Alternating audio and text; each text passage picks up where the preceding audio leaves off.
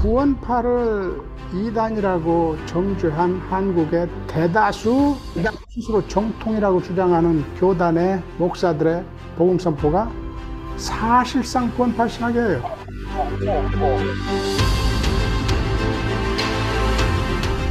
구원파적인 구원론이라는 게 사실은 우리의 행위를 구원의 방정식에서 배제하는, 흔히 말하는 오직 은혜의 도식을 조금 이렇게 극단화시킨 게 구원파적인 구원론이라고.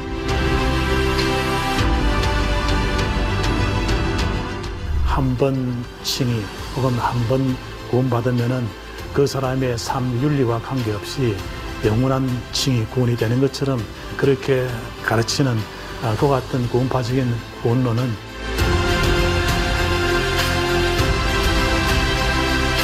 Salvation is something that changes you, and that means that you cannot, in effect, stay as you were. 목사님들 스스로 잘못 알고 very good.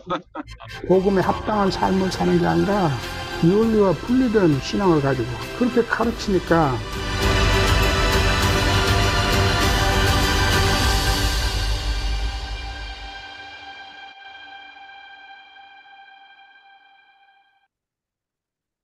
현대교회가 안고 있는 참 큰 고민거리가 하나 있습니다. 그것은 구원 인플레 현상입니다. 구원 인플레이션 현상이에요. 인플레가 뭔지 아시잖아요? 돈을 많이 찍어내면 나중엔 돈 가치가 없어져 인플레가 되잖아요. 교회에서 말이죠, 구원을 너무 손쉽게 이야기하는 거예요. 당신 예수 믿습니까? 믿습니다. 당신 구원받았군요.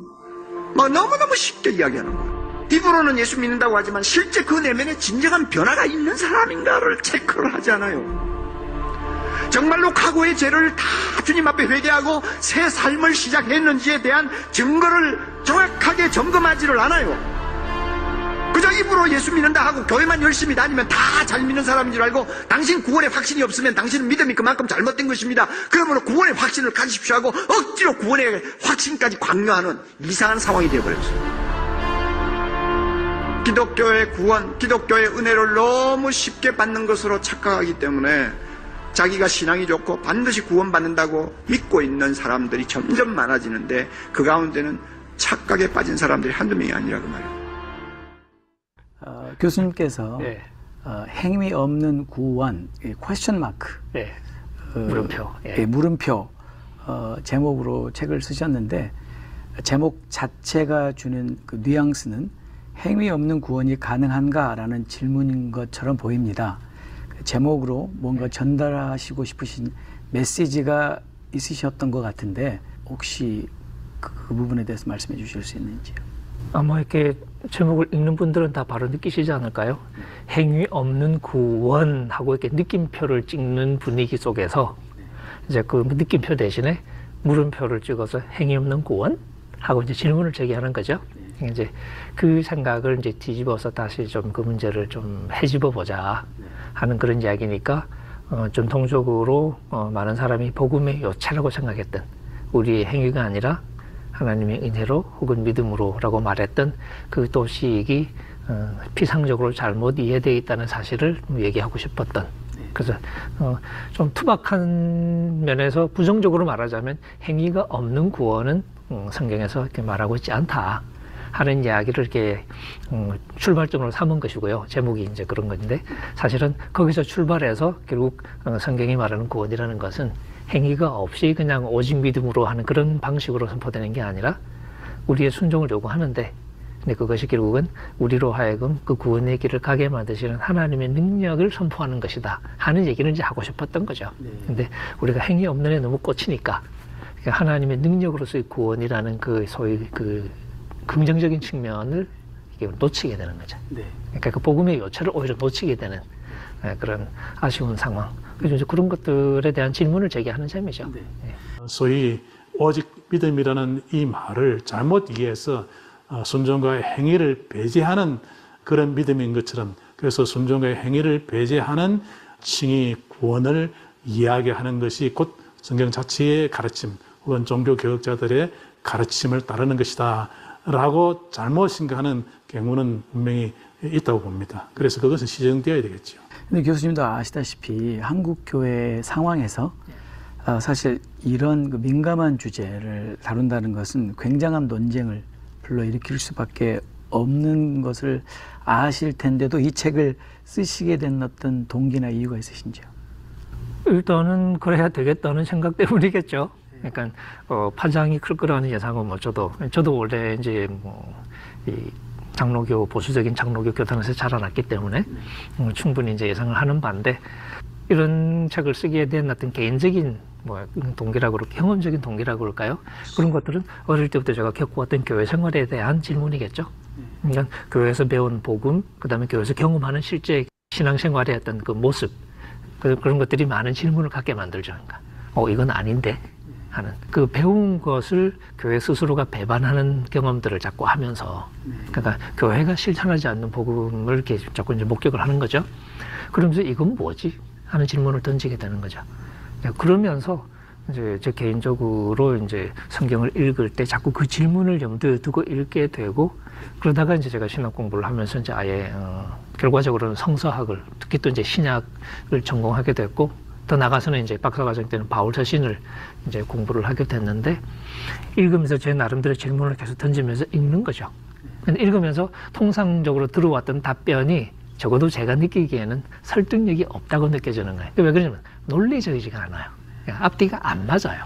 그러니까 애초에 논리를 무시하고 선문답을 하는 건 모르겠는데, 논리를 끌고 가다가 결정적인 대목에서 논리를 포기하는 느낌?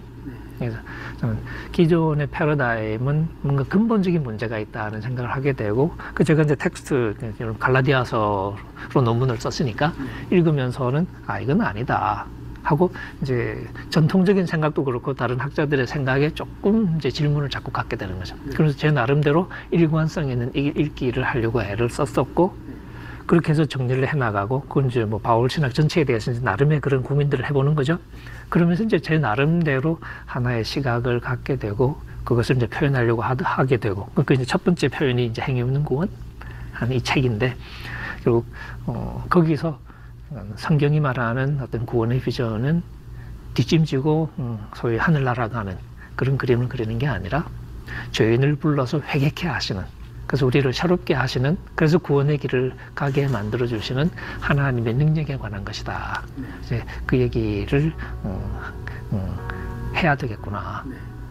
그렇게 이제 실제로 막상 하면서 보니까 이게 결국 한국 교회에서는 제 나름대로 이게 제가 좀 감당해야 될 몫이 아닌가 하는 생각이 드는 거죠.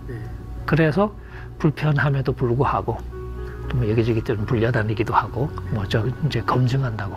그래서 뭐 또 굉장히 심리적인 부담도 많아지게 되고, 또 실제로 인간관계가 달라지는 그런 좀 약간 아픔이라면 아픔도 있고요. 왜냐면 이제 어릴 때 저하고 관계가 깊었던 분들이 이제 제 생각의 변화를 못마땅해 하면서 좀 이제 이상해지는 그런 경우들도 생기고, 그리고 이제 교단적으로도 사실은 제가 자랐던 교단, 고신교단인데, 고신교단에서는 저를 반가워하지 않죠. 그러니까 이제 그런 면에서 조금 약간 좀 배척받는 그런 어떤 아픔이랄까요? 저 혼자 개인적으로는 뭐 그런 것들도 있지만, 그럼에도 불구하고 결국 이 이야기는 결국은 내가 이 역할은 내가 감당해야 될 몫인가 보다. 그렇게 이제 시간이 지날수록 조금 선명하게 느끼게 됐던 것 같아요. 그래서 불편함이 있는 건 알지만 안 할 수는 없으니까. 네. 교수님 책 네. 48페이지에 오늘날 어떤 설교자가 나서서 네. 구원을 얻으려면 올바른 행실을 보여야 한다고 가르친다면 대부분의 사람들은 그를 행위 구원론자라고 비난할 것이다. 네. 만약 그런 피상적인 판단을 마태복음과 야고보서에 적용한다면 마태복음에 소개된 예수와 그의 육신의 동생 야고보는 모두 명백한 행위 구원론자들이다 라고 말씀을 하셨는데, 네. 이거를 좀 더 풀어서 설명해 주시면 감사하겠습니다. 그러니까 우리가 구원에 이르는데 행위가 필요하다. 그러니까 행위로 구원 얻는다는 표현까지 안 가고요. 네. 행위가 필요하다 하는 수준의 표현을 가지고도 문제를 삼는다면, 그리고 그것을 행위구원론이라고 부른다면, 그러면 신약성경 전부가 사실은 행위구원론이죠. 제가 저 책에서는 이제 마태복음과 야고보서만 얘기해서 이제 둘만 언급했는데, 왜냐하면 마태복음의 예수는 분명히 주여 주여 이렇게 외치는 그냥 말로 하는 사람이 천국에 들어가는 게 아니고, 하늘에 계신 내 아버지 뜻대로 행하는 자라야 들어갈 것이라고 분명히 못을 박았거든요. 맞습니다. 예.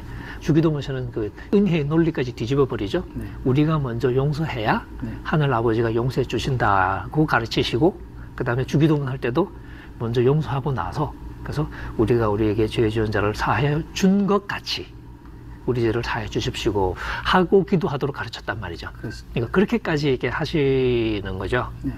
야고보서는 사실 말할 것도 없잖아요. 야고보서는 사실은 표현이 굉장히 세요. 왜냐하면 사람이 행위로 의롭다 하심을 얻는다고 분명히 얘기하거든요. 네, 믿음만 가지고 되는 게 아니다 하는 거죠. 네. 근데 그거 읽고 아무도 시비를 안 걸어요. 네.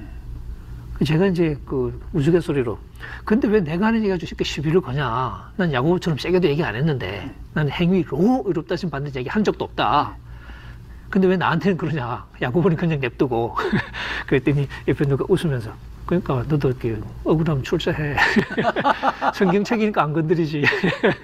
그런 얘기를 하는데, 논리적으로 사실은 우리가 이렇게 이중 플레이를 하는 거죠. 네. 이중 플레이를 하는 게 어디서 드러나냐면, 저한테 하도 뭐라 그러니까 네. 제가 이렇게, 근데 칼빈도 되게 센 얘기 하잖아요. 네. 칼빈의 그 기독교 강의에 보면 우리가 이렇게 행위로 의롭다 하심 받는 것도 아니고 행위 없이 의롭다 하심 받는 것도 아니라는 얘기가 나오거든요. 네. 그 구절을 제가 언급을 해요. 칼빈이 했다고 얘기 안 하고, 그러니까 내 것처럼 하는 거죠. 그러니까. 그러면 당연히 시비를 걸죠. 거봐, 권정경도 이상한 소리 한다. 그러면 이제 어떤 때는 그냥 조용히 넘어가기도 하고, 어떤 때는 그거 칼빈이 한 얘기다 하고 밝혀주기도 해요. 그러면 되게 이제 이상한 상황이 발생하는 거죠. 칼빈을 이렇게 신봉하는 분들이 이제 저를 막 비난했다가 그 칼빈 얘기를 얘기하니까, 그러니까 그것조차도 받아들일 준비가 안 되는 상황인 거죠. 이제 요거는 순종은 구원에 필요하다. 이것은 신약 어디를 펴도 우리가 피할 수 없는.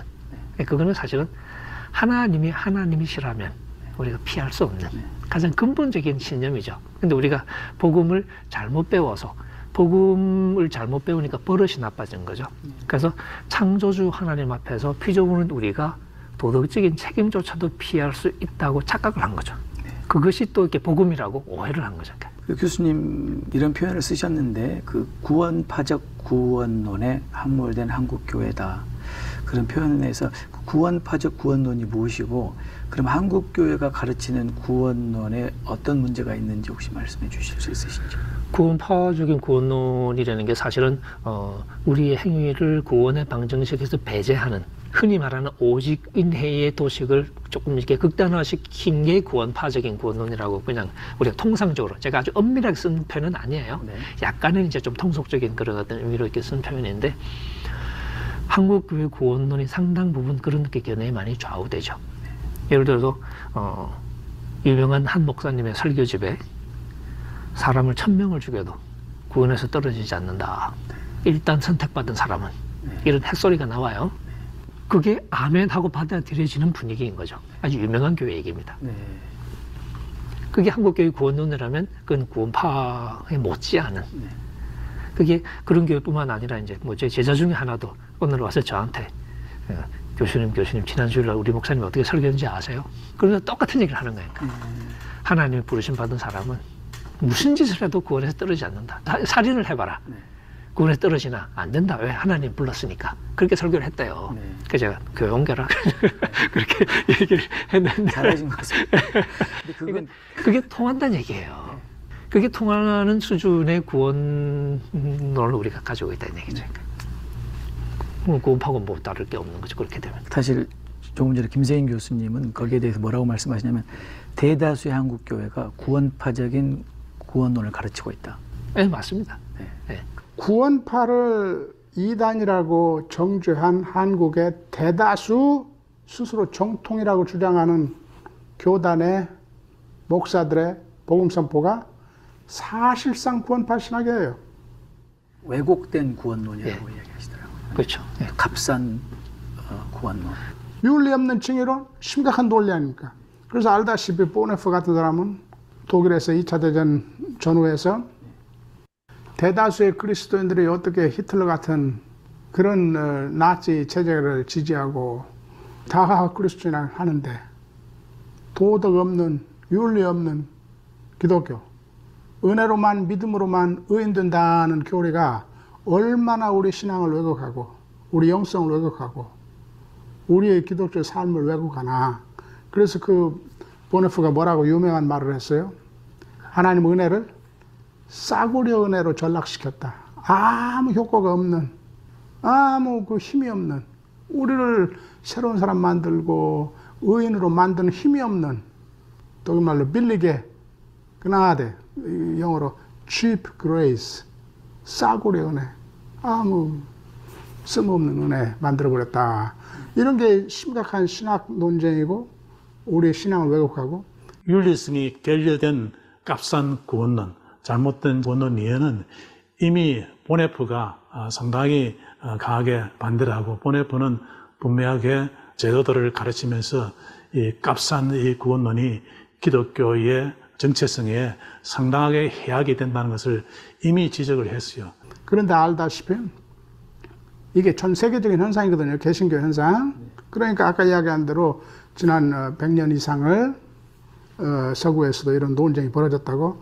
근데 한국의 이 논쟁이 또 더 심각해진 게 최근에 세월호를 겪으면서 구원파 신학이 하나님 은혜를 싸구려로 전락시키는 법정적 범주로만 해석하는 칭의론의 극단적인 표현이에요.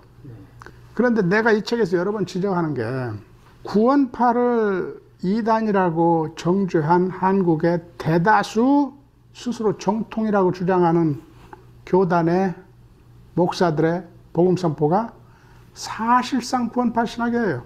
우리가 복음을 받아들이고 그리스도를 믿을 때에 한번 영원히 효과 있는 칭의, 의인이라 칭함 받아버렸다. 그래서 우리가 구원의 확신을 가질 수 있다.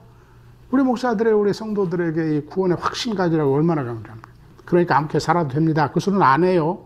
우리 정통 목사들은, 이른바 정통 교단의 목사님들도 사실상은 그 말을 하는 거나 마찬가지예요.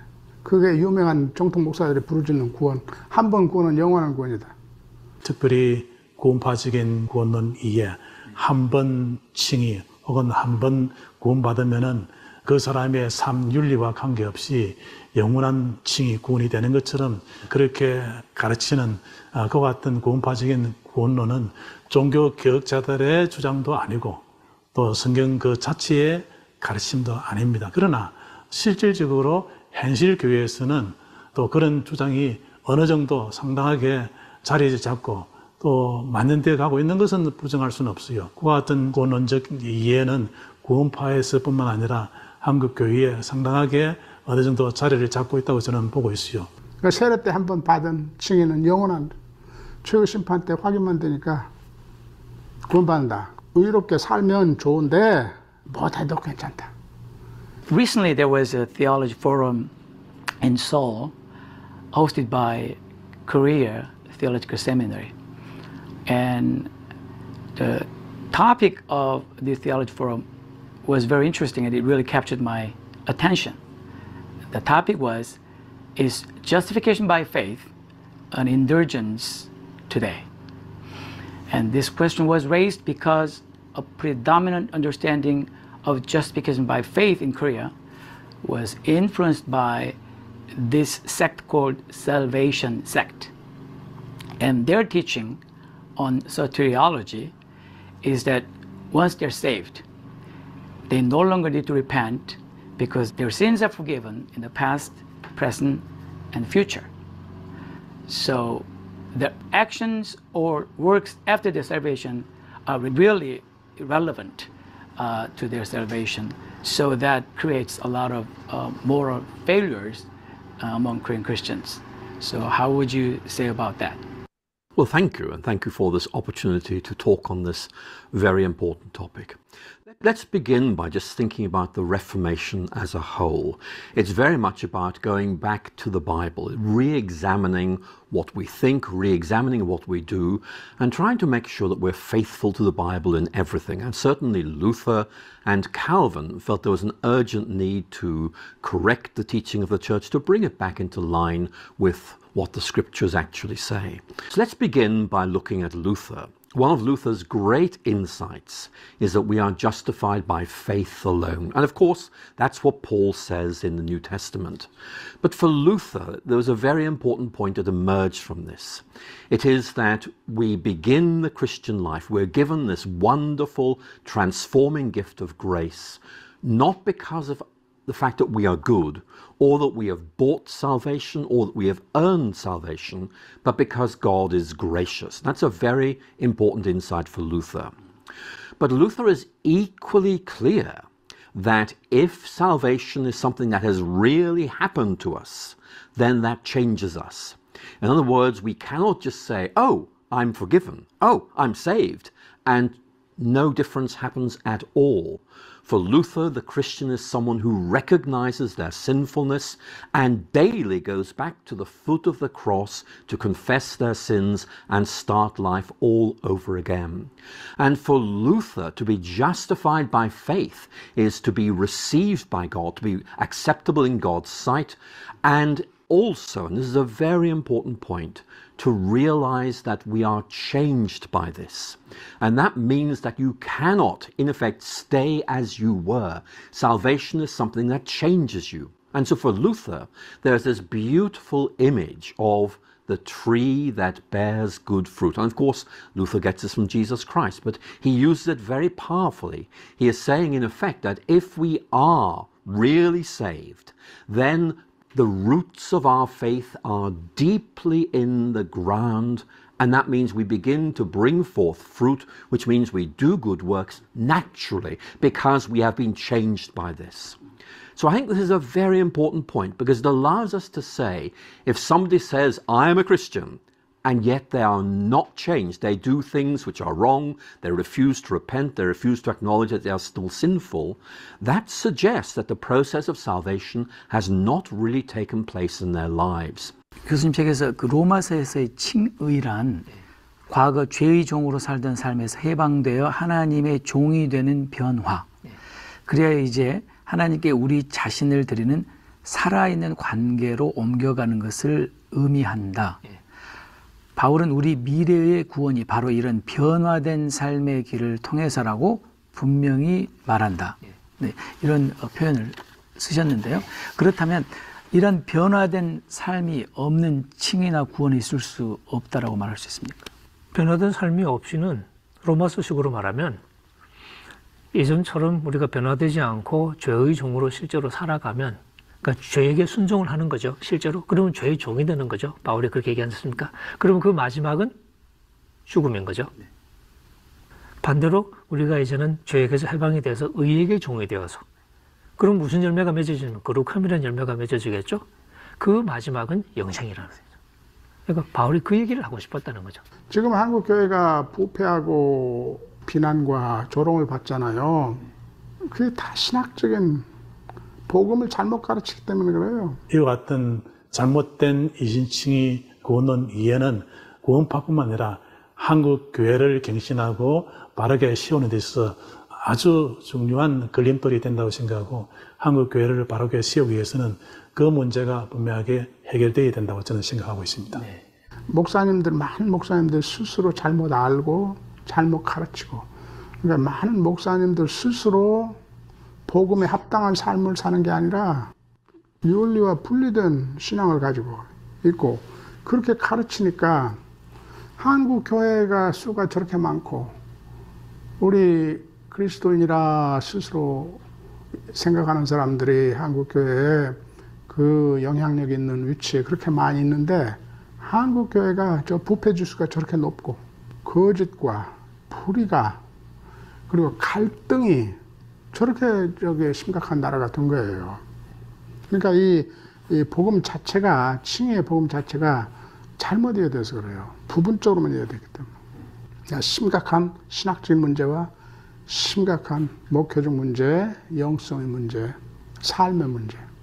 그러면 이렇게 좀 심각한 문제를 바로 잡을 수 있는 대안이 있습니까?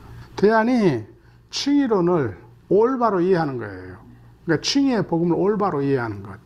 And Calvin, for example, who writes very well on this subject, would say that you cannot be justified without being sanctified. That justification is one side of the coin, sanctification is the other. Now, Calvin is a very systematic writer, and one of the points he tries to make is this, that in effect, through faith, the believer is united with Christ. It's a beautiful image. It's there in Paul's writings in the New Testament. And Calvin says this union with Christ has a double aspect. First of all, it means we stand in a right relationship with God. We are righteous in God's sight. That's justification. And Calvin says that's part of the picture. But he also says it's not the full picture because something else is happening as well. We're not just made righteous in God's sight, but God initiates the process of being conformed to Christ. In other words, the process of union with Christ gives us the status of being righteous, but it also begins the process by which we become more and more Christ-like. And of course, that is sanctification. Now, the point that Calvin is making is very, very powerful. He's saying we have this relationship with God. We can pray to God. We can worship God. Even though we are still sinful in some ways, God accepts us. But God is also beginning this process of transformation within us, of making us like Christ. And that is part of this process as well. 저희가 이제 이렇게 대화를 나눴지만 사실 한국교회 그 목회자들은 많은 경우에 잘못 이해하고 있는 부분도 있고 부분적으로 이해하고 있는 부분도 있고 그러다 보니까 또 교인들에게 그렇게 전달이 될 수밖에 없는데 이런 상황에서 교수님께서 대안이라고 제시할 수 있는 부분이 어떤 부분이 있을까요? 중요하다고 생각하는 것 중에 하나가 저는 아까 말씀드린 패러다임의 문제. 패러다임을 바꿔야 된다. 그러니까 패러다임을 바꾸는데 가장 결정적인 게 행위 심판에 대한 신념인 것 같아요. 행위 심판 사상을 일단 수용할 수 있는 준비가 될 때, 그 다음에 그 전제하에서 복음이 무엇인가를 다시 물을 때 비로소 우리를 구원해내게 하는 하나님의 능력으로서의 복음에 눈을 뜨게 될 것이다. 그런 면에서 저는 좀 더 불편하지만 그 얘기를 계속 떠들면서 설득을 시켜 나가는 것 외에는 뭐 달리 방법이 없지 않을까. 그런 면에서 저는 신학자들이, 요거 알고 있는 신학자들이 좀 더 과감해야 된다고 생각해요. 사실은 좀 섭섭해요, 저는. 그래서 다 알면서 그러니까 나랑 똑같은 생각을 어떤 면에서 하고 있거든요. 말을 안 해요. 왜 말을 안 하죠? 잘리니까. 물론 이해가 안 가는 건 아닌데 그 부분에서 좀 더 과감해야 되지 않냐 이거죠. 그러니까 에스겔의 파수꾼처럼 하나님 경고하잖아요. 네가 파수꾼인데 네가 경고했는데도 말 안 듣고 이렇게 죽었으면 그는 지 죄 때문에 죽은 거지만 너는 죄가 없다 왜냐면 했으니까. 근데 네가 경고 안 해서 만약에 적에게 다 이렇게 죽었으면 그 사람은 자기 죄로 죽은 거고 오케이. 근데 너도 네 책임을 안 했으니까 너도 죄값을 피할 수 없다. 저는 많은 신학자들이 오늘 한국 교회를 살아가는 신학자들이 그런 하나님의 심판을 받지 않을까? 좀 이렇게 동종업계에 있는 분들한테 좀 굉장히 부담스러운 얘기인데 사실은 그런 생각이 들 때가 있어요. 좀 더 목소리를 높였으면 좋겠다 하는 거죠.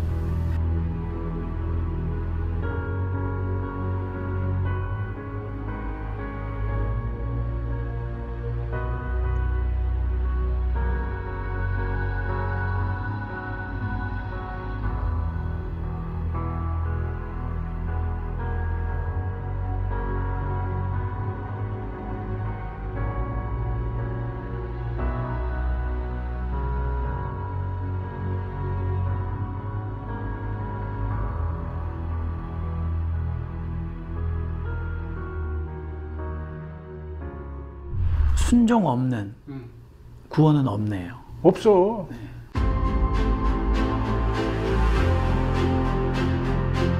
한국 교회가 부패 지수가 저렇게 높고 거짓과 불의가 그리고 갈등이 저렇게 심각한 나라가 된 거예요. 칭의의 복음 자체가 잘못 이어져서 그래요. 심각한 신학적인 문제와 심각한 목회적 문제, 영성의 문제, 삶의 문제. 대안이 칭의론을 올바로 이해하는 거예요. 그러니까 칭의의 복음을 올바로 이해하는 거예요. 바울이 그러니까 믿음이라고 말할 때 그것은 행위가 없이 믿음으로라는 의미가 아니었다는 거죠. 바울이 근본적으로 전제하고 있는 게 바로 구약에서도 그렇고 뭐 중간기 유대교도 마찬가지지만 신약 전체적으로 하나님은 우리의 행위를 요구하신다는 거죠. 우리는 순종해야 된다는 거죠.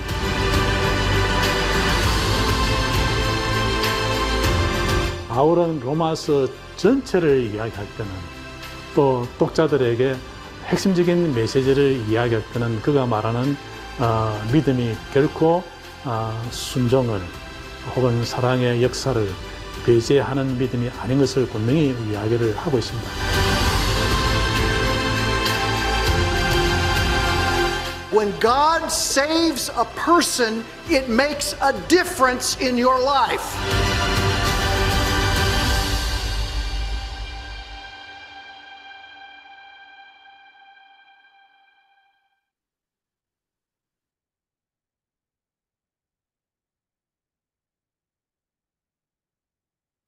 순종 없는 구원은 없네요. 없어.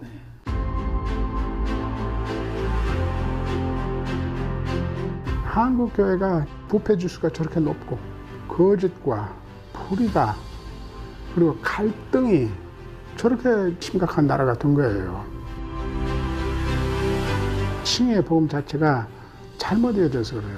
심각한 신학적인 문제와 심각한 목회적 문제, 영성의 문제, 삶의 문제. 대안이 칭의론을 올바로 이해하는 거예요. 그러니까 칭의의 복음을 올바로 이해하는 거예요. 바울이 그러니까 믿음이라고 말할 때 그것은 행위가 없이 믿음으로라는 의미가 아니었다는 거죠. 바울이 근본적으로 전제하고 있는 게 바로 구약에서도 그렇고 뭐 중간기 유대교도 마찬가지지만 신약 전체적으로 하나님은 우리의 행위를 요구하신다는 거죠. 우리는 순종해야 된다는 거죠.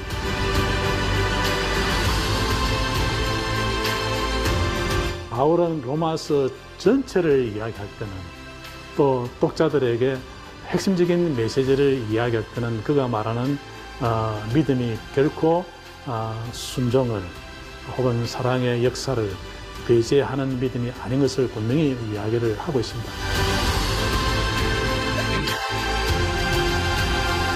When God saves a person, it makes a difference in your life.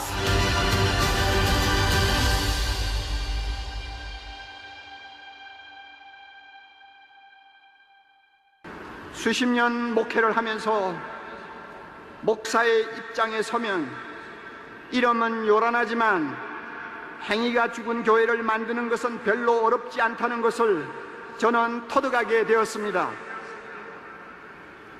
어떻게 하면 되는지 여러분 아시고 싶습니까? 이렇게 하면 됩니다. 목사가 말씀을 가르치거나 설교를 하면서 복음을 조금씩 변질시키면 됩니다. 그리고 나중에는 복음이 얼마나 변질되고 있는지조차도 모를 정도로 둔감해지면 됩니다. 그러면 교회는 이름만 살았고 행위는 죽어질 수 있습니다. 우리가 잘 아는 바와 같이 복음이란 누구든지 예수를 믿으면 구원받는다고 하는 기쁜 소식입니다. 그러나 이 복음에는 진리의 양면성이 들어있습니다. 구원은 믿음으로 받지만 그 믿음의 진가는 순종하는 행위로 검증받아야 한다는 것입니다. 따라서 믿음이 구원의 절대적인 요소라고 한다면 행위는 구원의 필연적인 요소가 됩니다. 우리는 구원받기 위해 순종하는 것이 아니라 구원받았기 때문에 순종하는 사람들입니다. 그러므로 믿음과 행위는 따로 놓고 생각할 수가 없습니다. 예수님은 이 사실을 가리켜서 좋은 나무와 좋은 열매로 비유를 하셨습니다. 따라서 목회자는 믿음과 순종을 똑같이 중요하게 다루고 가르쳐야 합니다. 믿음으로 구원 얻는다는 로마서를 설교했으면 행함이 없는 믿음은 죽었다는 야고보서도 진지하게 가르쳐야 하는 것입니다. 교수님 책에 보니까 이 본서의 목적은 야고보가 비판하고 있는 피상적인 믿음 이해, 곧 우리 교회에 널리 펴져 있는 실속 없는 칭의론이 바울의 복음과는 아무 상관없는 불량품 복음이라는 사실을 보여주는 것이다 라는 표현을 쓰셨는데, 여기에 실속 없는 칭의론, 불량품 복음, 피상적인 믿음 이것이 어떤 것들인지 혹시 말씀해 주시면 감사하겠습니다. 그러니까 야고보는 믿음이 행위와 함께 간다, 혹은 행위를 통해서 완성된다, 그렇게 표현하거든요. 근데 야고보 읽을 때는 그렇게 고개를 끄덕이면서도 바울 서신으로 넘어와서 복음을 얘기할 때는 우리의 행위가 아니라 믿음으로, 우리의 행위가 아니라 은혜로라고 얘기한단 말이죠.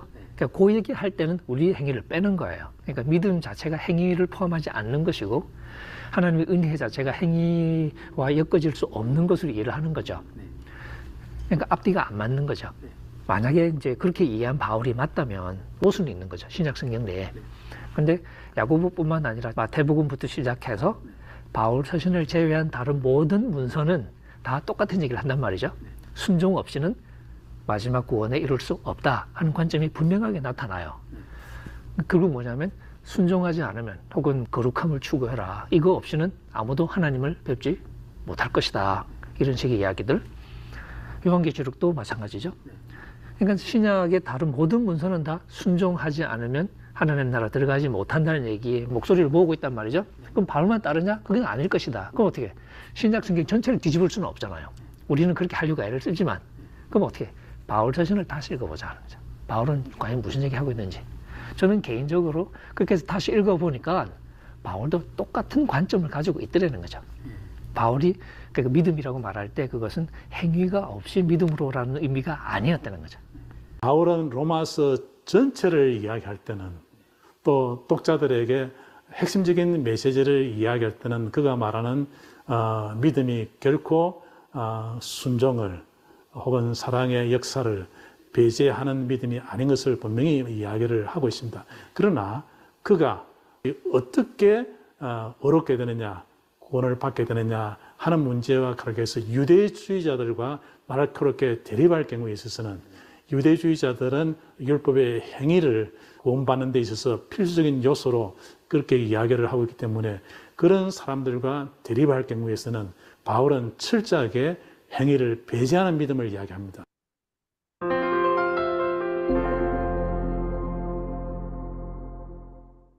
유대주의자들이란 예수님을 믿는 유대인들 가운데 율법의 행위들, 곧 할례, 절기 준수, 음식 규정과 같이 유대인의 신분을 나타내는 이 세 가지 규정을 특별히 강조하고 지킴으로 의롭게 된다고 믿었던 사람들.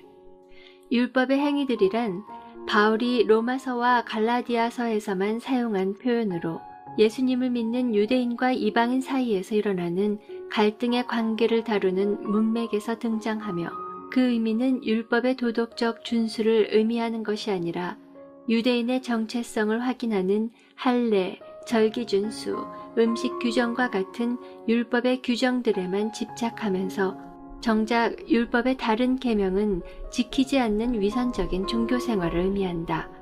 바로 이런 유대주의자들을 향하여 바울은 율법의 행위들로는 의롭게 될 수 없으며 예수 그리스도의 죽음과 부활의 복음을 믿는 믿음으로만 의롭게 된다고 강조하였다. 바울이 반대한 것은 껍데기 정체성이었다. 순종하지는 않으면서 껍데기 정체성에 이렇게 집착하는 사람들을 향해서 바울이 이제 그걸로는 하나님 앞에 설 수 없다라고 비난을 하고, 진정한 믿음이 필요한데 믿음이 왜 그러냐면 그 믿음은 갈라디아서식으로 말하면 믿음을 통해서 우리가 성령을 받는 것이고, 로마서식으로 말하면 믿음은 죽은 자를 살리시는 하나님을 바라보는 행위를 믿음이라고 부르는 것이고, 결국 생명의 약속을 바라보는 거죠. 바울은 그런 복음을 말하고 싶었다는 겁니다. 심지어 사도 바울은 갈라디아서 5장 6절 이하에서는 사랑으로 역사하는 믿음을, 그리고 로마서 1장 5절, 로마서 마지막 16장 20절에서는 순종하는 믿음, 헬라 문법을 본다면은 순종 곧 믿음, 믿음이 순종인 것처럼 그렇게도 설명할 수 있는 구절인데, 바울은 믿음을 이야기할 때에 순종을 배제하는, 사랑의 행위를 배제하는 믿음을 말하고 있지 않거든요. 그리고 바울 역시 우리가 순종하지 않으면 구원에 이룰 수 없다는 것을 분명히 믿고서 우리에게 복음을 전할 때 진정한 길이 무엇이냐, 그것이 바로 예수 그리스도를 통한 길인데, 바로 그 얘기를 하면서 믿음과 은혜의 개념을 우리에게 소개하고, 그 모든 것들은 결국 우리 믿는 자를 구원에 이르게 하시는 하나님의 능력으로서의 복음을 선포하고 싶었다. 그런 점에서는 사실 또 우리가 바울을 너무너무 잘못 읽고 있었다는 거죠. 근데 그 얘기를 계속 이제 하고 싶었던 거죠. 예. 그렇다면 우리가 은혜로, 믿음으로라고 하는 그 말 자체가 순종이나 행함을 면제해 주는 게 아니라, 그렇죠. 오히려 은혜와 믿음으로만 순종이 가능한 것이기 때문이다, 그렇게 볼 수 있습니까? 맞습니다. 그러니까 우리가 지금 언어를 사용하는 방식하고 사도 바울이 그 언어를 사용하는 방식이 많이 달라졌어요. 제가 강의를 이제 많이 하면서 실험을 해보면 사람들은 믿음과 은혜라는 두 단어를 구분하지 않아요. 믿음이라는 단어를 들을 때 머릿속에 남는 생각이 뭐냐면 행위가 아니라 믿음으로, 그래서 행위가 아니라는 생각이 남아요. 은혜도 똑같아요. 행위가 아니라 은혜로, 그러니까 두 단어를 다 던져줘도 효과는 똑같아요. 행위가 아니라는 생각을 결국은 가지고 있는 거예요. 그러니까 나중에 보면 무슨 단어를 말했는지 기억을 못할 때도 있어요. 왜냐하면 행위가 아니라는 것만 기억을 하고 있기 때문에.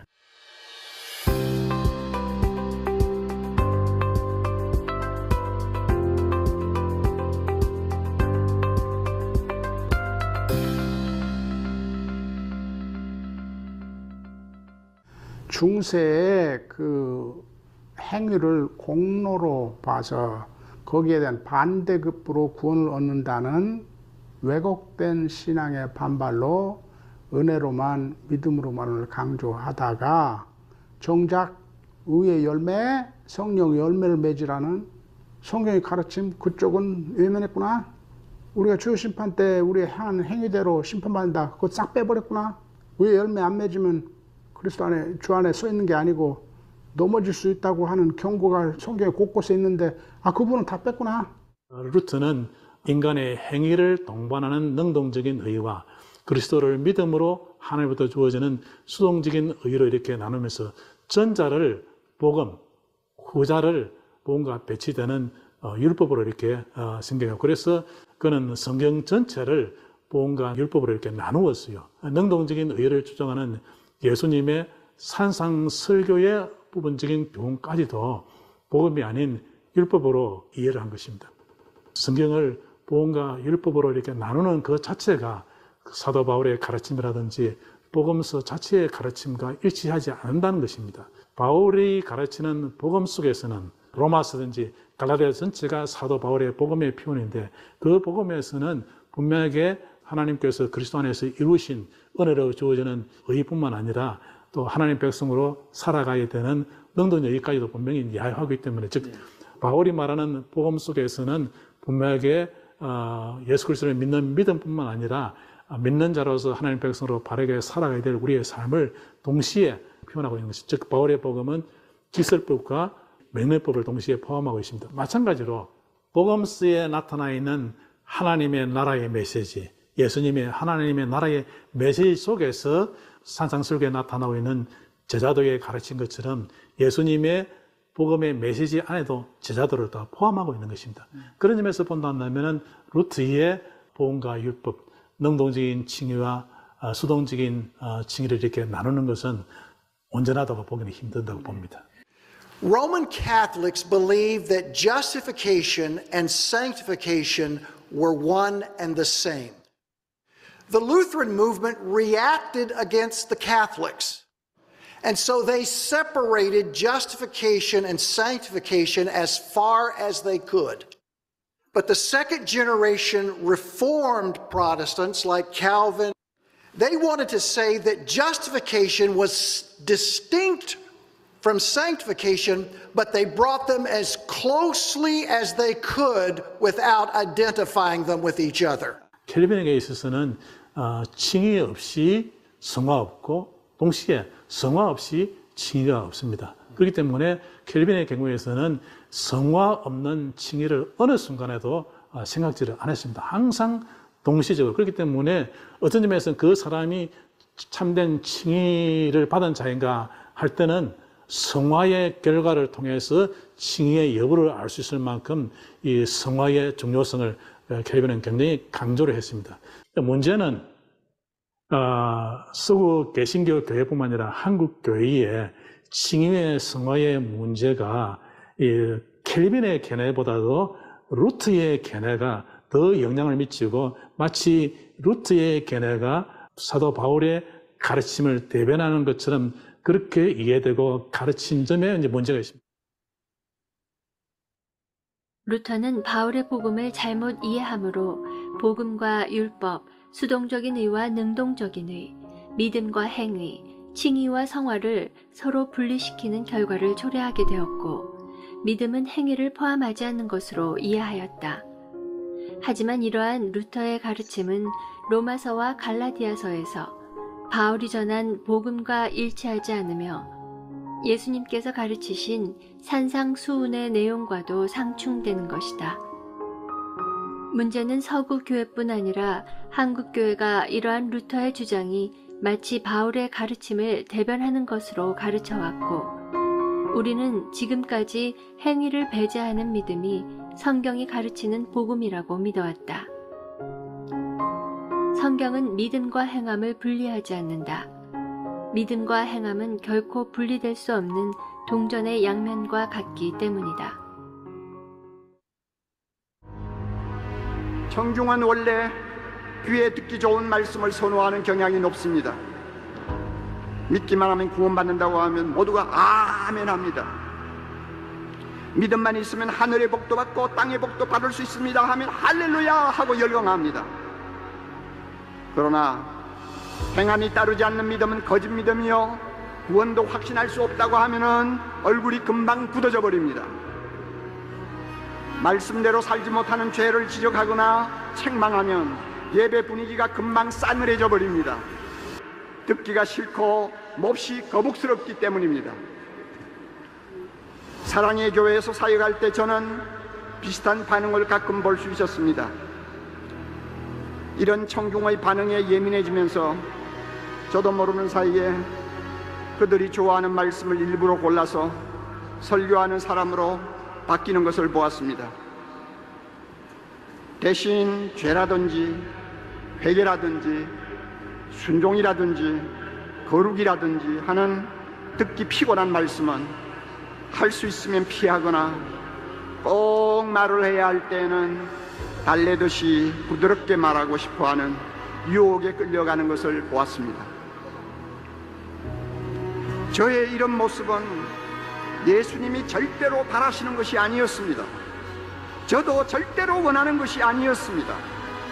그러나 실제로는 그런 일이 강단에서 일어나고 있었고, 그 결과 저도 모르게 복음을 조금씩 변질시키는 설교자가 되어가고 있었습니다.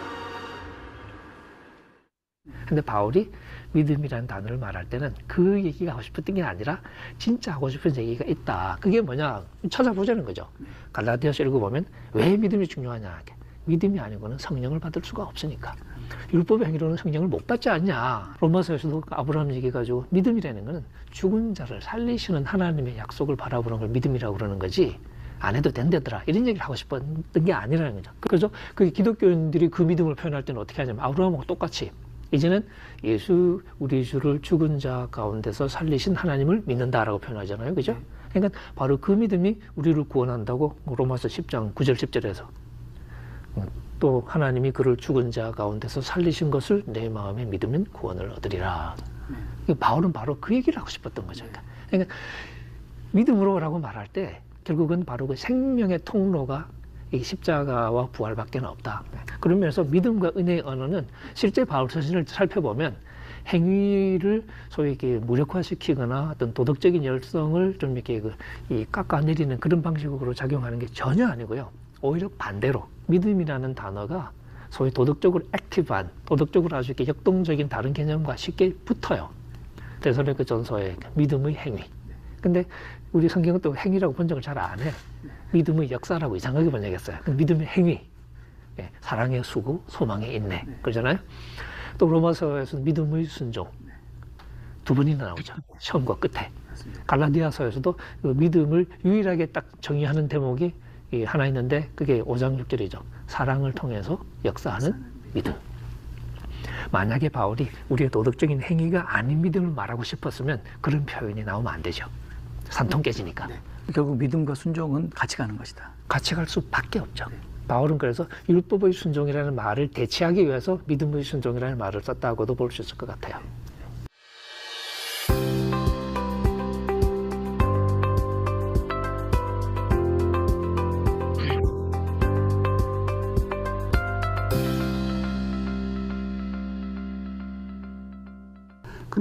열매를 맺는다는 게 뭐냐? 그러면 그게 우리가 우리 힘으로 하는 행위로서 그게 우리 공로로 하나님께 제시하면 그게 아니고 이게 삼위일체적 은혜의 구조구나. 이게 아까 내가 설명한 대로 의의 열매가 뭐라고요? 바울의 언어로는 성령의 열매. 빌립보서 1장 11절은 뭐라고요? 의의 열매. 로마서 6장도 마찬가지예요. 의의 열매를 성령의 은혜로 맺는 거예요. 그러니까 의의 열매 선행. 그게 우리 힘으로 맺어가지고 그걸 하나님 앞에 내세워서 이 공로를 인정해 주셔서 나를 좀 구원해 주시든지 아니면 부어노스아이레스 은혜를 받았으니까 이제 상급해서 하늘나라 아파트에 좀 로얄층으로 보내주셔. 그런 말이 아니고 성령의 은혜로 얻는 거예요. 로마서 8장, 갈라디아서 5장. 육신을 좇는 삶이 아니고 성령을 좇는 삶. 그게 은혜로 이루어지는 거로. 그러면 맺는 열매가 뭐예요? 그게 선행이에요. 의의 열매. 그게 성령에 의해서 이루어지니까 성령의 열매. 그 행위가 있어야 된다니까? 바울이 그렇게 열심히 가르치는데 예수님도 우리가 선한 열매 맺지 않으면 어쩐다고요? 심판의 불에 태워버린다고. 성령의 은혜로 맺는 의의 열매를 우리가 공로로 하나님께 제출해서 마치 우리 공로인 것 같이 이것을 보시고 우리를 받아주시고 큰 상급 주십시오. 이게 아니고 당연히 칭이 된 사람으로서 하나님의 통치를 받는 삶에 필수적으로 요구되는 말을 하는 거예요. 그게 의의 열매의 선행이야. 그거 없이 칭의 완성에 이르겠다? 안 된다고 그러잖아요, 바울이. 그러면 이 현재적 칭의를 성령을 쫓는 삶을 따라 예수님의 통치 아래에서 그분의 말씀에 순종하는 삶을 사는 것이다. 그렇죠. 순종하는 말씀 순종하는 사는 거지. 근데 말씀 순종을 요약하면 이중 사랑 계명을 실천하는 거예요. 하나님 사랑, 우상 숭배하지 말고 하나님 사랑하고 이웃을 내모같이 사랑. 그러면 순종 없는 구원은 없네요. 없어. 네. 한국 교회의 어떤 그 분위기가 행위를 얘기한다든지 순종을 얘기한다든지 거룩함을 얘기하면 큰일 나는 것처럼 이건 바로 행위 구원론자로 직결되는 것처럼 그런 분위기에 젖어 있다 보니까 그런 얘기를 들으면은 거부감이 들어오는. 그래서 사람들이 받아들이지 못하고 성경이 그렇게 이야기해도. 그렇죠. 그리고 패러다임의 문제죠. 패러다임이 소위 말하는 바울, 정확하게 해석된 바울이 아니라 피상적으로 오해된 바울 패러다임에 갇혀 있으면 어디를 펴도 그게 맞춰서 이렇게 돼 있거든요. 그러니까 정 안 맞춰지면 슬쩍 넘어가고. 근데 이제 루터처럼 야고보서는 지푸라기야 이런 소리는 안 하죠. 그러면 큰일 나니까. 근데 조용히 넘어가죠. 근데 무시하는 건 마찬가지죠. 통합이 안 되니까. 근데 그 패러다임을 가지고 있는 한은 어쩔 수 없는 거죠. 근데 그러면 성경의 많은 부분을 우리가 다 무시하면서 가야 되는 거죠. 그래서 어떤 주석을 보면요. 히브리서나 마태복음이나 그러니까 예수님의 어떤 혹은 사도들의 경고가 계속 나오잖아요. 거의 모든 논조가 자꾸 이렇게 변증적이에요.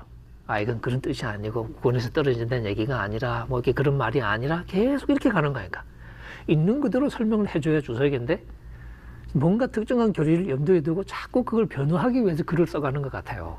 그러면 히브리서 주석이 아니지 그거는.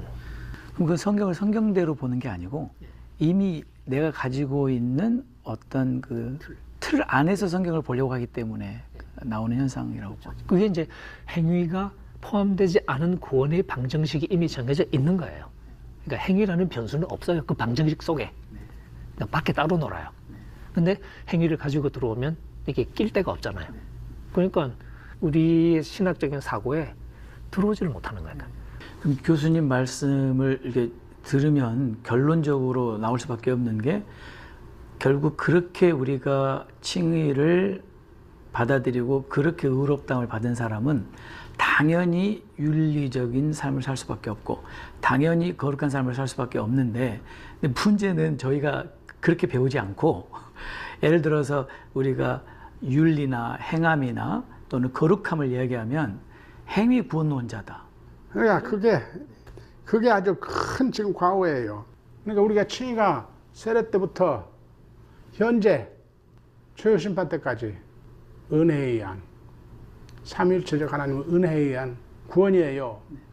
근데 현재 이 하나님의 성령으로 오는 은혜를 덧입어서 선행을 해야 된다. 그걸 강조했더니 그게 행위 구원이라고 하니 내가 이 책에서 그걸 그렇게 강조해서 이게 왜 은혜에 의한 구원인가 설명했는데도 이 고정 관념에서 벗어나지 못하니까 아까 제가 사적으로 대화할 때 뚜껑 얘기를 했었는데 말씀을 받아들이지 못하게 만드는 그 뚜껑처럼 딱 덮여 있는 그걸 뺏겨야 우리가 액면 그대로 말씀을 받아들일 수 있을 거다.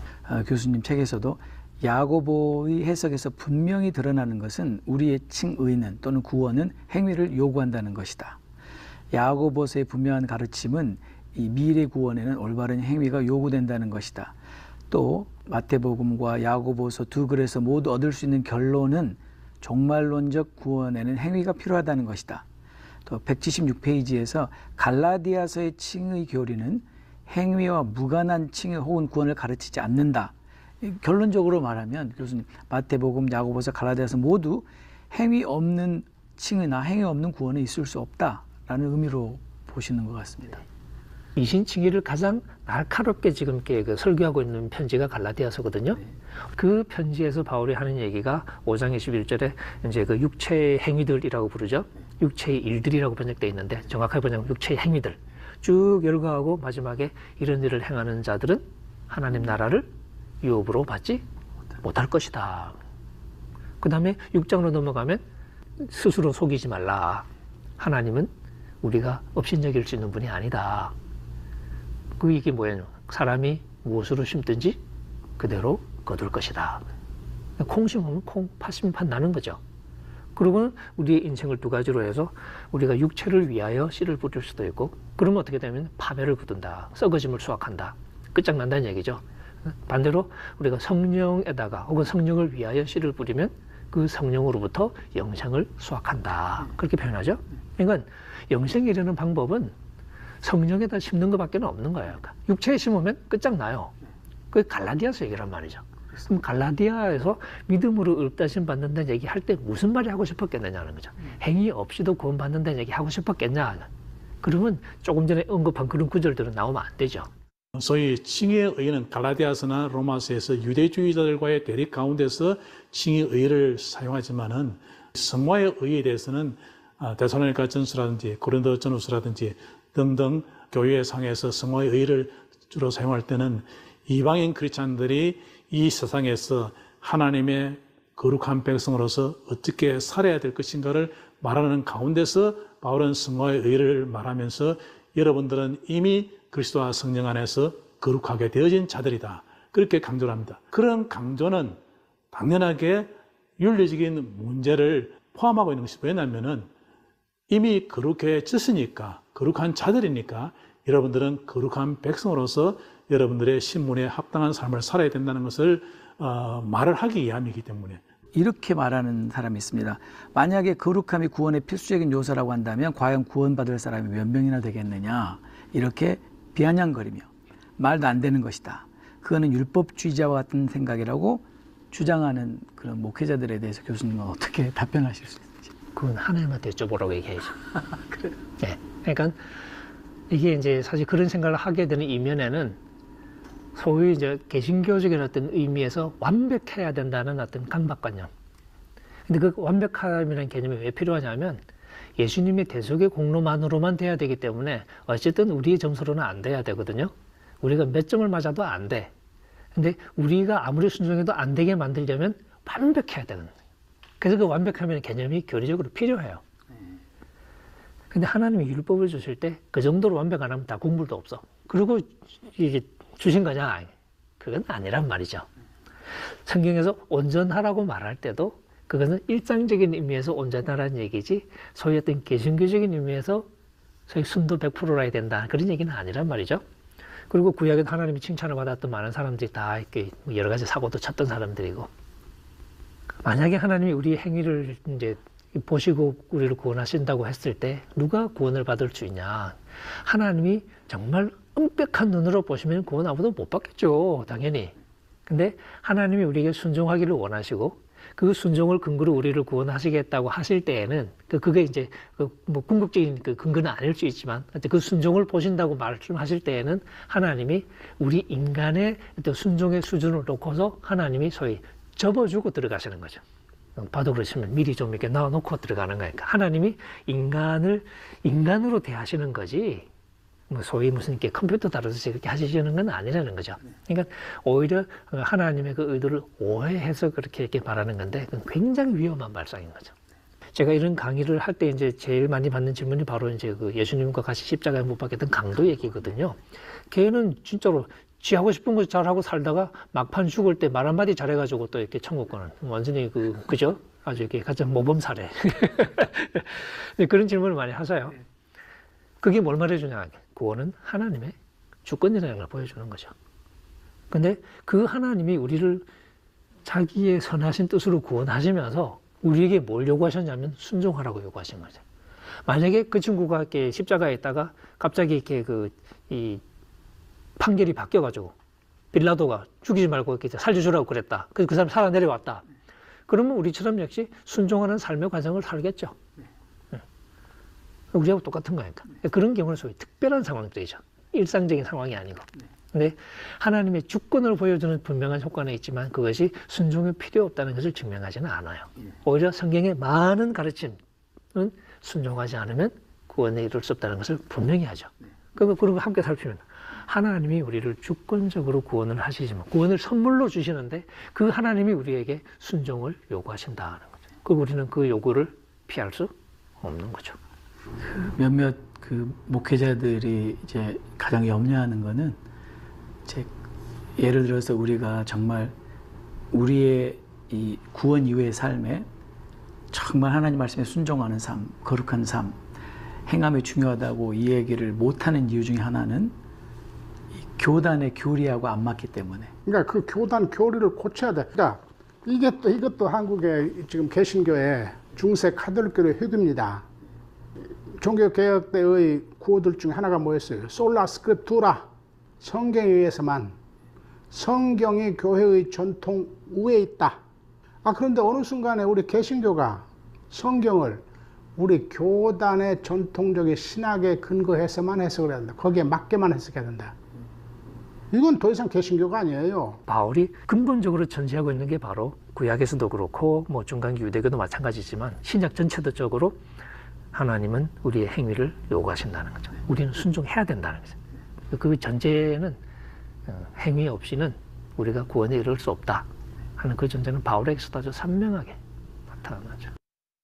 한국교회가 믿음과 행함이 일치하는 온전한 복음을 다시 회복하면 온갖 더러운 죄로부터 그 죄에서 나는 악취로부터 이 사회를 치료할 수 있다고 믿습니다.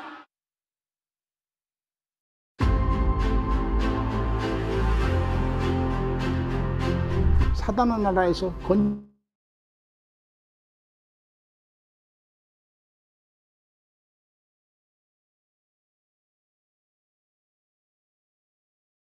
로드십 체인지로 이해를 해야 된다.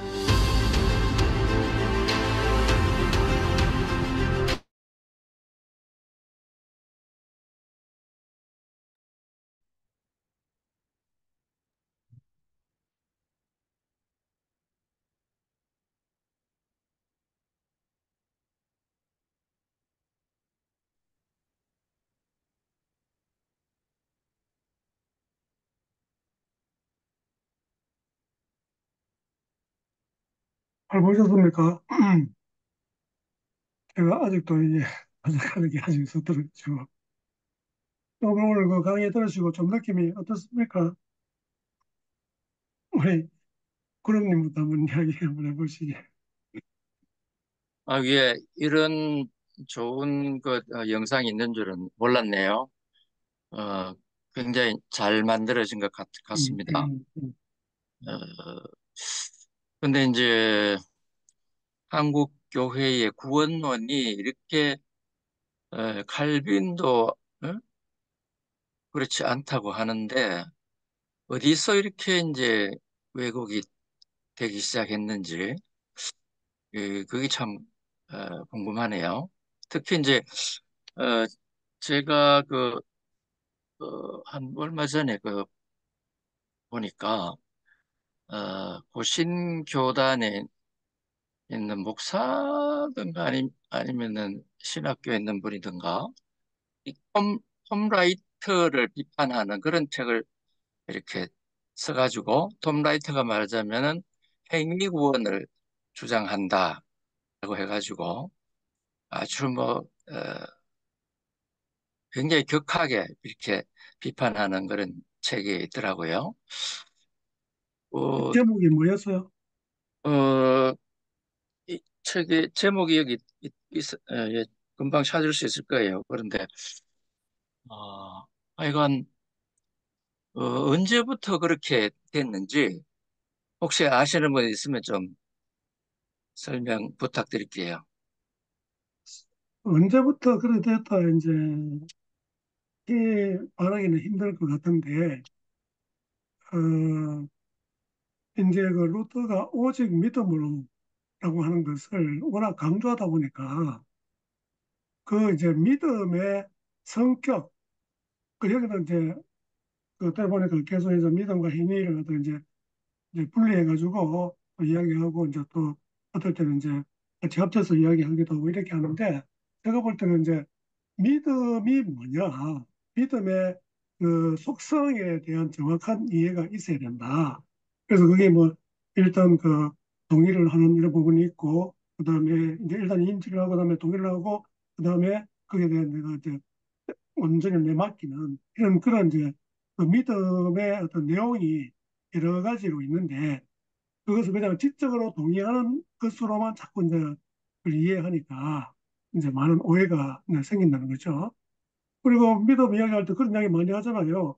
나이가라 폭포에 이제 이제 그 줄을 매놓고 이제 그 상태를 잡고 그 건너간 그, 그 사람이 이제 나중에 사람들 보고 아 이거 내 등에 타서 여기 이제 갔다 올 사람 있느냐니까 아무도 안 갔다는 이제 그런 에피소드가 있잖아요.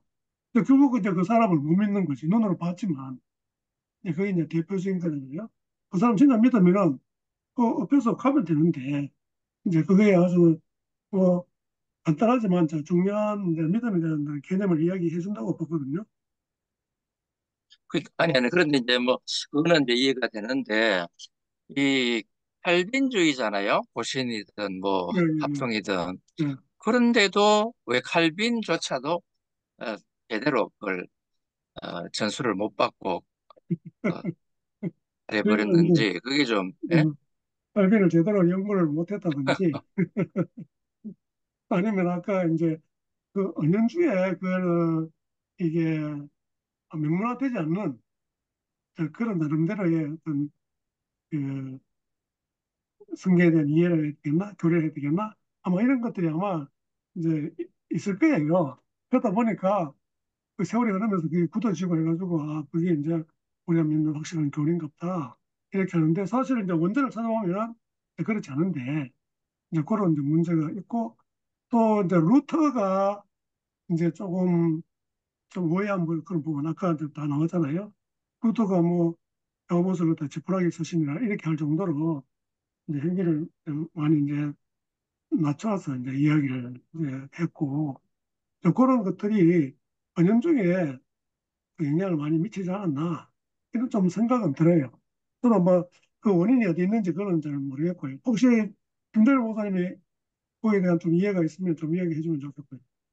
저도 뭐 상세히는 모르지만은요, 그, 우리 한국 기독교가, 개신교가 은연중에 그 구원파의 영향을 많이 받았어요.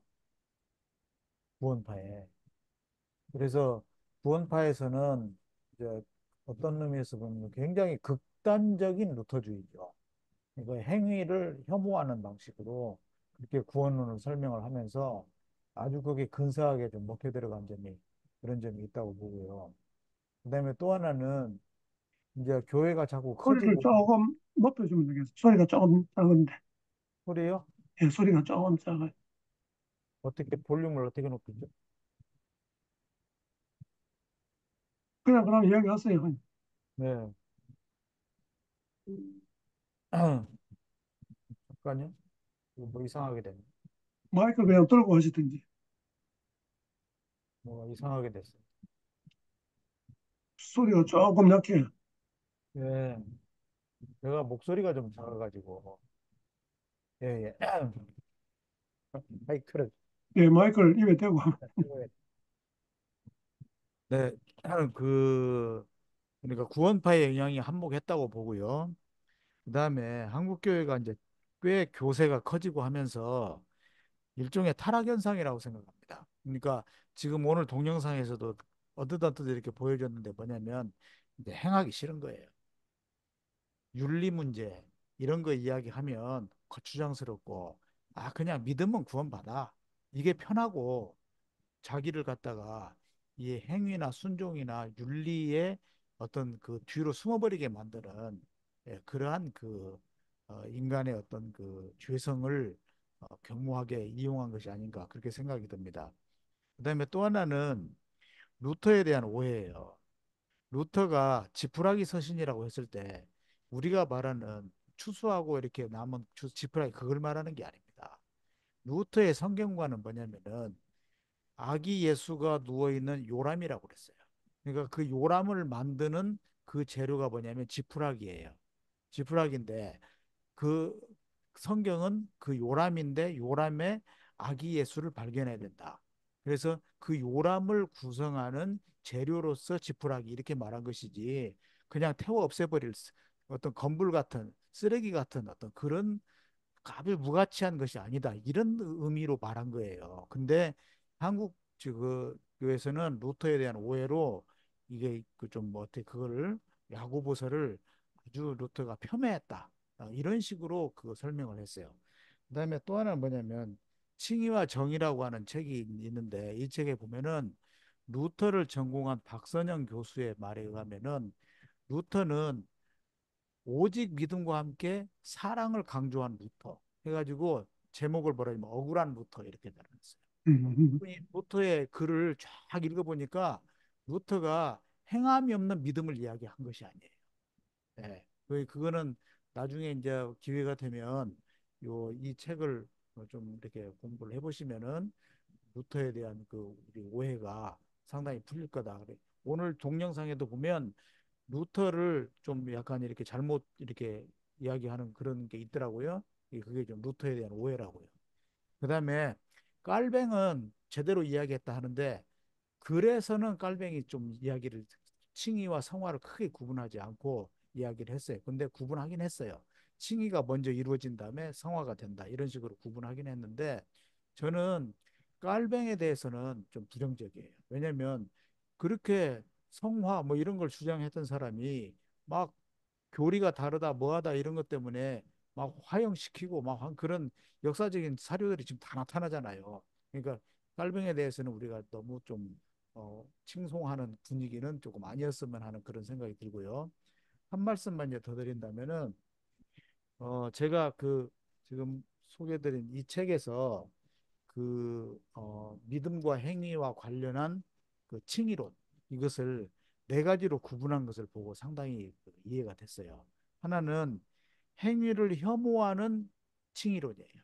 오직 믿음 하면서 행위는 완전히 배제하는 한국 교회가 이제 거기에 빠져 있죠. 그러다 보니 이게 이제 극단적인 루터주의인데 대표적인 어린이들이 부르는 노래가 뭐냐면 마음 착해도 못 가요 하나님 나라 이거예요. 예. 마음이 착한데도 못 가는 거예요.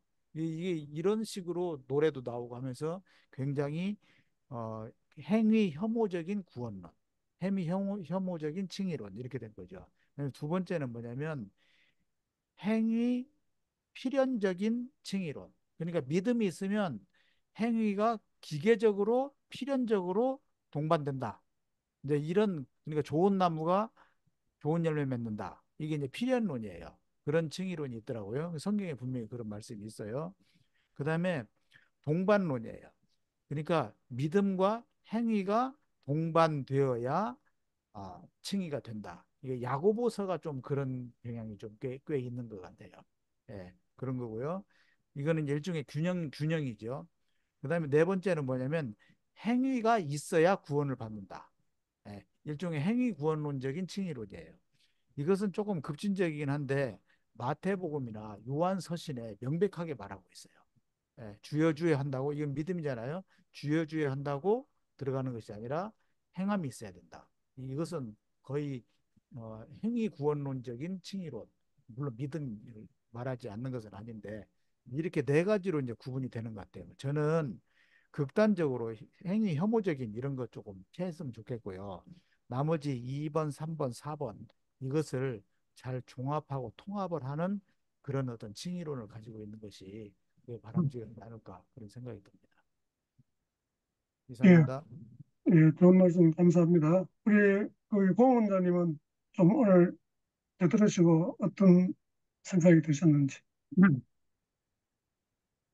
어, 참 어릴 때부터 이렇게 그냥 말씀 들으면서 이런 이야기들 듣고 또 그러면서 우리가 믿음으로 구원받는다 그렇게 이제 지내왔는데 저도 이제 이거에 대한 고민이 지난번에 한번 잠깐 말씀을 또 이렇게 드렸었는데 코로나 때에 굉장히 좀 고민이 좀 있었습니다. 이유는 코로나 때 교회가 굉장히 지탄을 많이 받았잖아요.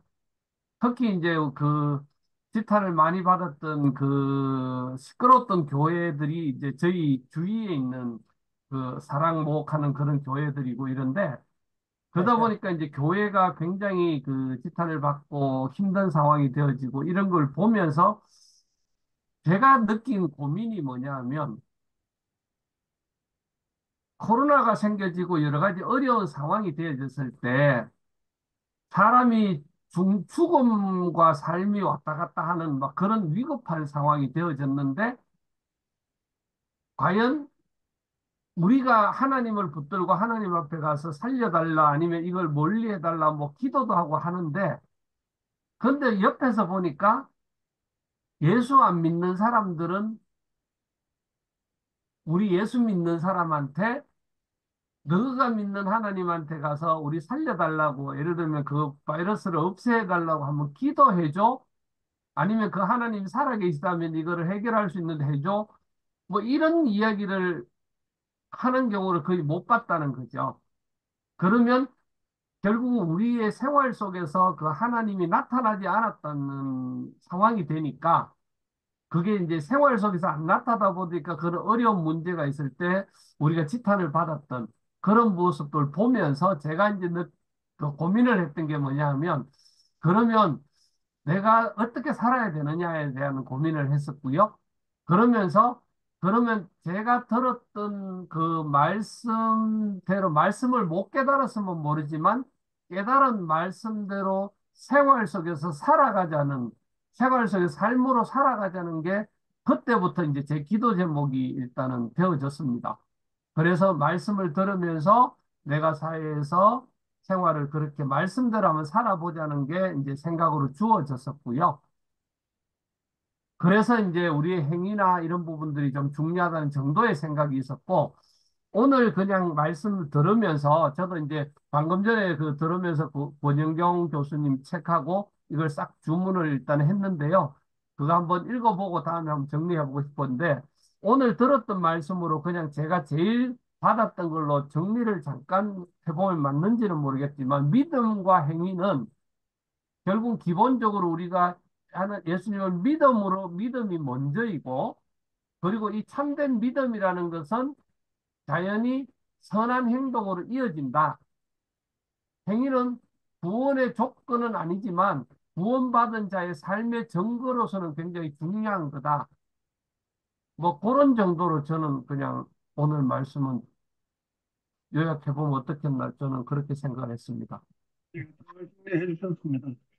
그게 사실 이제 로마서 1장에 보면 이제 이 행위로 이제 심판한다는 이제 그걸 분명하게 이제 바울이 이야기하는데 혼자 믿음과 행위를 뭐 별개 같이 이제 이야기하는데 믿음이 있으면 반드시 행위로 나타난다.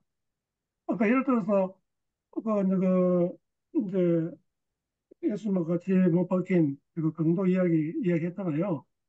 그거 그러니까 그렇게 할 만한 어떤 그 시간적인 뭐 그게 여건이 안 되니까 그렇게 이제 할 수 없이 진짜 거기서 사형이 이제 그 취소됐다. 이러다면은 그 삶에 놀라운 그런 변화가 저는 분명히 있을 거라고 이제 생각을 하거든요. 그러니까 그 아까 이제 권능현 교수가 잘 이야기했는데 사랑의 우리 번역에는 역사되어 있는데 우리말 성경에 보니까 사랑의 행위라고 딱 되어 있어요. 아, 참 믿음의 행위라고 딱 되어 있어요. 그러니까 믿음의 그게 그러니까 믿음이 꼴 행위다 이렇게 이야기를 해도 이제 틀린 말이 아니라는 거죠. 그러니까 믿음은 반드시 행위로 드러나고 표현된다. 그러니까 하나님이 뭐 보겠어요? 그 믿음 그걸 보겠어요? 믿음이라는 게 그러면 믿음의 증거를 내놔라. 그러면 바로 우리 행위로 그걸 말할 수밖에 없는. 그래서 제그 그러니까 그걸 가지고 이제 행위 구원론자를 하면은 절대 안 되고 그 행위라는 것이 아까 이제 그 김선 교수도 잘 설명했잖아요. 결국은 이제 성령의 어떤 역사하심과 이런 것 가운데 맺어지는 어떤 그 열매로서 그렇게 되기 때문에 그런 열매가 없으면은 그 사람이 믿음이 없다 해도 저는 틀린 말이 아니라고 보거든요. 그런데 그런 거 없으면서 아 나는 믿음이 있는데요. 그 뭐를 가지고 이야기하겠다는 거지. 그냥 말로 고백한다고 다 되느냐. 절대 그게 아니라는 거죠. 또 저도 사실 신앙생활 처음 할 때는 사형리적인 그런 신앙, 그래가지고 그냥 구원파적인 이제 그런 신앙을 가졌는데, 중년 때 우리 중년을 지도하신 이제 장로님이 그 행위에 대한 이런 게 많이 이제 하셨어요. 그래서 그때부터 저도 이제 생각이 바뀌고, 그래서 신대원 졸업 논문도 믿음으로 구원받는다는 교리의 성경적 의미 이게 이제 그제 이제 졸업 논문이었는데 이제 이런 그 논지로 이제 제가 논문을 썼거든요. 이거는 이 한국 교회에 좀 시급한 어떤 그런 그, 그 문제다 이게 잘못 이해하고 있는 것 자체가 그래서 아까도 뭐 전세훈 교수도 이야기했지만은 목사들이 또 잘못 알고 또 잘못 가르치는 경우가 저는 많다고 봅니다. 아직도. 그래가지고 제가 알기로는 우리 고신 쪽에서 그 김세훈 교수의 그런 이제 견해에 대해서 주장에 대해 가지고 반박하는 그런 책도 낸 걸로 알고 있거든요. 김세훈 교수가 그 유보된 칭이라고 이렇게 이제 용어를 쓴 것 때문에 그에 대해서 이제 막 반발하고 했는데 좀 그런 저는 그 김세훈 교수의 어떤 그 입장, 그 견해를 뭐 전적으로 이제 지지하는 어, 가운데 있기 때문에 또 김선 교수가 쓴 책 가운데 칭의와 성화라는 또 책도 있거든요. 그것도 보면은 이제 칭의와 성화는 같은 거다. 그게 이제 칼빈이 기독교 강요에서도 이제 그런 이야기를 했다는 이야기도 나오고 그 논리적으로 잘 이렇게 설명하고 있습니다. 그래서 우리가 그걸 너무 이렇게 분리하다 보니까 이제 문제도 생기기도 하는데 어쨌든 우리가 이번 시간을 통해 가지고 참 우리 자신의 어떤 신앙도 돌아보고 참 이게 이제 한국 교회가 진짜 올바른 복음 안에 서서 이렇게 잘 승리해 갈 수 있도록 기도도 하고 이래저래 많이 이제 노력을 하고 이런 그 좋은 그 내용들을 사람들한테 알려주고 또 가르치고 이렇게 해야 될 것 같아요. 저는 항상 생각하는 게 제가 목사이기 때문에 목사를 많이 비판하는데 목사들이 일차적으로 그냥 문제고 목사들이 뭐 비리를 하거나 이런 것도 얼마나 많이 있습니까? 그런 것부터 해가지고 좀 우리 자신들부터 늘 이제 깨어있는 그런 삶을 살아야 되겠다 이런 좀 생각을 해보게 됩니다. 예, 오늘도 시간이 어지가 됐네요. 우리 김 목사님 한번 기도해주고 마칠까요? 하나님 은혜를 감사합니다. 참 믿음과 그 행위, 믿음과 순종에 관한 문제가 한국 교회에서 아직도 많은 갑론을박이 이루어지고 또 너무 치우친 그러한 생각으로 인해서 오히려 그러한 잘못된 교리, 잘못된 신앙으로 인해서 한국 교회가 많이 타락해가는 그러한 안타까운 모습을 봅니다.